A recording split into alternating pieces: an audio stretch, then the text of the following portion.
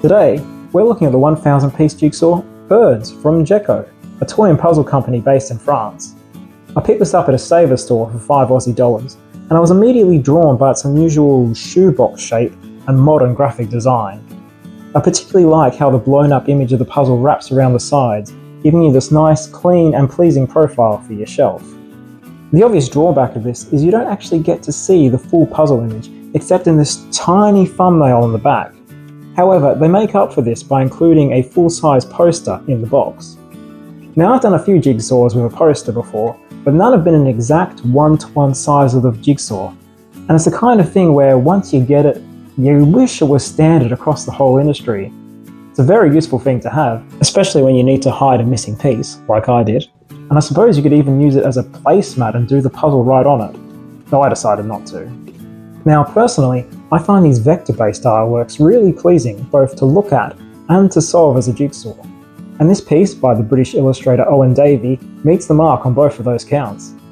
It's got this reduced palette of blues, oranges and yellows that gives it a nice strong sense of tone. The birds each have a distinct character, even though they're only made up of simple shapes.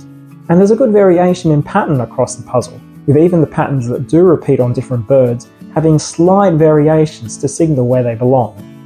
You can tell that some thought was put into how this image would work as a puzzle, and it did pay off.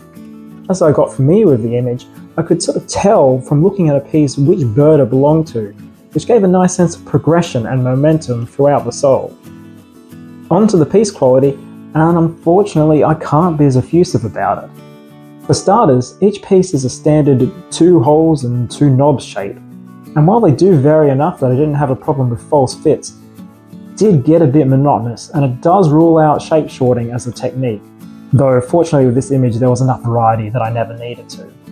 The pieces are sturdy enough, if a bit brittle and plasticky in feel, but my main complaint is the finish. These are far and away the shiniest, glossiest pieces I've worked with yet, and my lighting setup is really not well suited for it, making some detail almost impossible to see, especially those dark blue waves on the top of the puzzle.